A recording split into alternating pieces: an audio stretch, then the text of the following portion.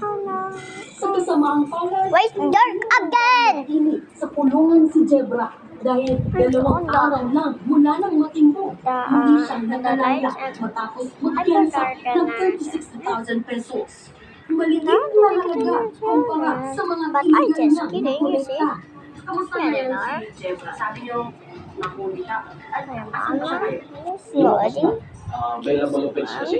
Ang kaso Ano lang? Gaano karami? Gaano kalaki yung nakuha?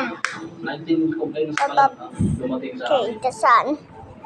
nagre-range Sun is the sun. Isa sun, guys. Isa sun. Isa sun. Ah! 350,000. Guys, isa sun. Marami pa rin hinahanap na Pera makukuha. No, na.